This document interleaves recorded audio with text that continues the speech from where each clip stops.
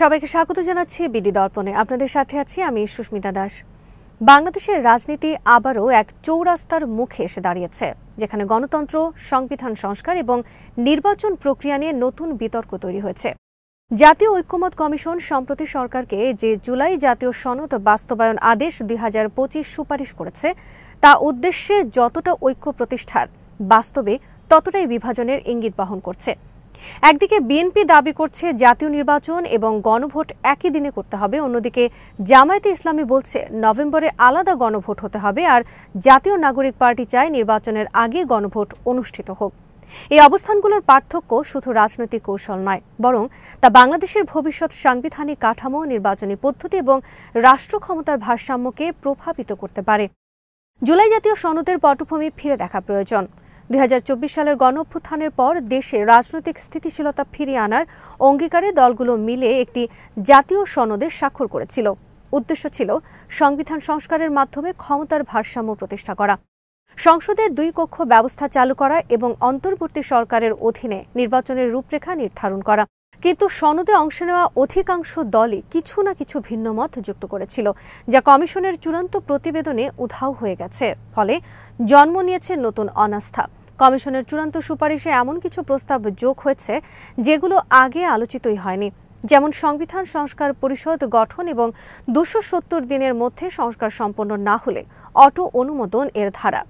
BNP ও জামায়াত অভিযোগ করছে এসব প্রস্তাব রাজনৈতিকভাবে পক্ষপাতদুষ্ট এবং ঐক্যমতের মূল চেতনার পরিপন্থী। বিএনপি এই প্রক্রিয়াকে সরাসরি প্রত্যাখ্যান করেছে। দলের স্থায়ী কমিটির সদস্য আমির খসরু মাহমুদ চৌধুরী স্পষ্ট করে বলেছেন, জাতীয় নির্বাচন ও গণভোট একই দিনে হবে, এর বাইরে যাওয়ার কোনো সুযোগ নেই। তাদের যুক্তি হলো নির্বাচনের আগে আলাদা গণভোট করলে তা সরকারের অধীনে অনুষ্ঠিত হবে, যা নিরপেক্ষ হবে না। তাই তারা গণভোট ও সংসদ নির্বাচন একসঙ্গে করার দাবি জানাচ্ছে। বিএনপি মনে করে ঐক্যমত কমিশনের অনেক প্রস্তাব মূল সনদের বাইরে গিয়ে যুক্ত হয়েছে এবং রাজনৈতিকভাবে সরকারের সুবিধা নিশ্চিত করতে চায়। সালাউদ্দিন আহমেদ বলেছেন, জাতীয় ঐক্যমত কমিশন আসলে জাতীয় অনৈক্য প্রতিষ্ঠার প্রচেষ্টা নিয়েছে। তিনি দাবি করেন, সংবিধান সংস্কার পরিষদ বা সংখ্যানুপাতিক ভিত্তিতে উচ্চকক্ষ গঠনের মতো প্রস্তাব কমিশনের আলোচনায় কখনো আসেনি। বিএনপি আশঙ্কা করছে এই পরিষদ নির্বাচিত সংসদের উপর গাঠনিক ক্ষমতা প্রয়োগ করবে, যা সংসদীয় সার্বভৌমত্বের জন্য বিপজ্জনক। তাদের মতে 270 দিনের অটো অনুমোদন ধারা সংবিধান সংশোধনের প্রক্রিয়াকে প্রহসনে পরিণত করবে। অন্যদিকে জামায়াতে ইসলামীও কমিশনের সুপারিশে সন্তুষ্ট নয়, তবে তাদের অবস্থান কিছুটা ভিন্ন। দলের সহকারী সেক্রেটারি জেনারেল হামিদুর রহমান আজাদ বলেছেন, গণভোট নভেম্বরে করতে হবে। তাদের যুক্তি, আগে সংস্কারের উপর জনগণের মতামত নেওয়া দরকার, এরপর ডিসেম্বরের প্রথমার্ধে নির্বাচনের তফসিল ঘোষণা করে ফেব্রুয়ারিতে নির্বাচন আয়োজন সম্ভব। তারা মনে করে এটি সময়োপযোগী ও গণতান্ত্রিক প্রক্রিয়া হবে। তবে তাদের দাবি, জুলাই সনদ বাস্তবায়ন আদেশ জারি করতে হবে অন্তর্বর্তী সরকারের প্রধান উপদেষ্টাকে, আওয়ামী লীগ মনোনীত রাষ্ট্রপতিকে নয়। জামায়াতের মতে কমিশনের প্রথম খসড়ায় সংবিধান সংস্কার পরিষদ 270 দিনের মধ্যে সংস্কার না করলে অন্তর্বর্তী সরকারের প্রণীত খসড়াই গৃহীত হবে। এই ধারা যুক্তিসঙ্গত ছিল, কিন্তু দ্বিতীয় খসড়ায় পরিষদের উপর সরাসরি দায় চাপানো রাজনৈতিকভাবে বিপজ্জনক। এছাড়া সংখ্যানুপাতিক ভিত্তিতে উচ্চকক্ষ গঠন প্রস্তাবও তারা প্রত্যাখ্যান করেছে। তাদের মতে এতে গণপ্রতিনিধিত্ব নয়, বরং দলীয় ভোট বিন্যাসই প্রাধান্য পাবে। অন্যদিকে জাতীয় নাগরিক পার্টি তুলনামূলক নরম অবস্থান নিয়েছে। তারা কমিশনের সুপারিশকে স্বাগত জানিয়েছে। তারা চায় গণভোট নির্বাচনের আগে অনুষ্ঠিত হোক। এনসিপি নেতা আরিফুল ইসলাম আদিব বলেছেন, গণভোটে হ্যাঁ না ভোটের বিধান ইতিবাচক, তবে আদেশকে জারি করবে সেটি স্পষ্ট নয়।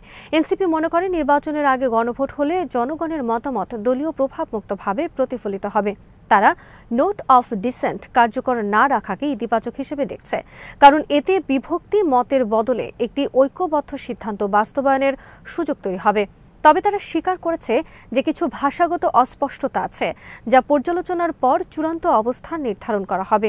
এখন প্রশ্ন উঠছে, ঐক্যমত কমিশন আসলে তারা ম্যান্ডেটের মধ্যে থেকেছে কিনা। কমিশনের উদ্দেশ্য ছিল সর্বদলীয় ঐক্যের ভিত্তিতে সরকারকে একটি বাস্তবায়ন প্রস্তাব দেওয়া, কিন্তু চূড়ান্ত প্রতিবেদনে নতুন প্রস্তাব যুক্ত হওয়ায় বিএনপি ও জামায়াত উভয়ই বলছে কমিশন অধিক ক্ষমতার প্রয়োগ করেছে। কমিশন প্রধান মোহাম্মদ ইউনূসের নেতৃত্বে এই যে সংবিধান সংস্কার পরিষদ ধারণা আনা হয়েছে, সেটি সবচেয়ে বিতর্কিত। বিএনপি বলছে এটি সংসদের ওপর এক প্রকার অতি রাষ্ট্রীয় ক্ষমতা প্রয়োগ করবে। অন্যদিকে জামায়াত দাবি করছে কমিশনের কোনো বৈঠকেই এই প্রস্তাব ওঠেনি। এনসিপি যদিও একে সময়োপযোগী বলেছে, তবুও তারা ভাষাগত নির্দিষ্টতা চায়। বিশ্লেষকদের মতে কমিশন হয়তো রাজনৈতিক আপোষের চেষ্টা করেছে, কিন্তু ফল হয়েছে উল্টো। সব পক্ষই এখন নিজেদের অবস্থানে আরও অনড় হয়ে গেছে। সাংবিধানিক দিক থেকেও কমিশনের প্রস্তাব অভূতপূর্ব। প্রস্তাবিত সংস্কার বাস্তবায়িত হলে বাংলাদেশে প্রথমবারের মতো দ্বিকক্ষ বিশিষ্ট সংসদ গঠিত হবে। নিম্নকক্ষের সদস্যরা সরাসরি ভোটে নির্বাচিত হবেন, আর উচ্চকক্ষ গঠিত হবে নিম্নকক্ষের ভোটের অনুপাতের ভিত্তিতে। এটি দলীয় প্রতিনিধিত্বের ভারসাম্য আনতে পারে, কিন্তু একই সঙ্গে জনগণের প্রত্যক্ষ অংশগ্রহণ সীমিত করবে। অনেক সংবিধান বিশেষজ্ঞ আশঙ্কা করছেন, এই পদ্ধতিতে দলীয় আনুগত্য ভিত্তিক সংসদীয় রাজনীতি আরও প্রভাবশালী হয়ে উঠবে এবং সরকারের জবাবদিহিতা কমে যাবে। পাশাপাশি ২৭০ দিনের অটো পাস ধারা সাংবিধানিক প্রক্রিয়ার মৌলিক নীতির পরিপন্থী।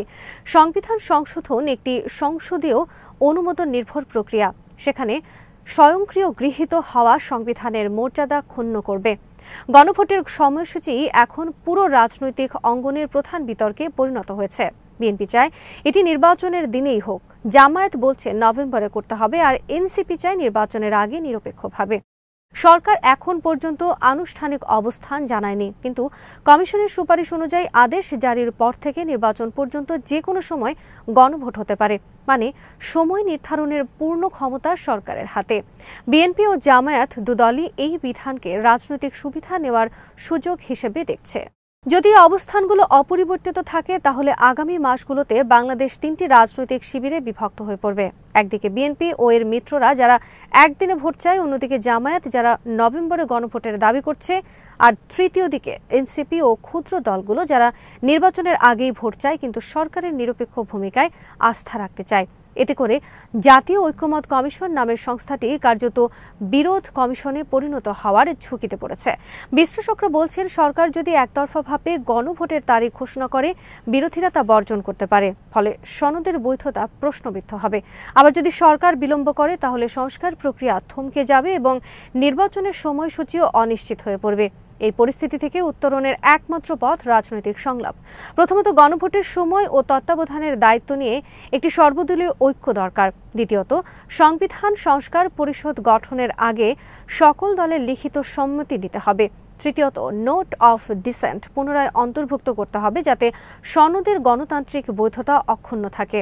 চতুর্থত অন্তর্বর্তী সরকার বা তত্ত্বাবধায়ক কাঠামোর মাধ্যমে গণভোট পরিচালনার উদ্যোগ নিলে বিএনপি ও জামায়াতের আস্থা কিছুটা ফিরতে পারে।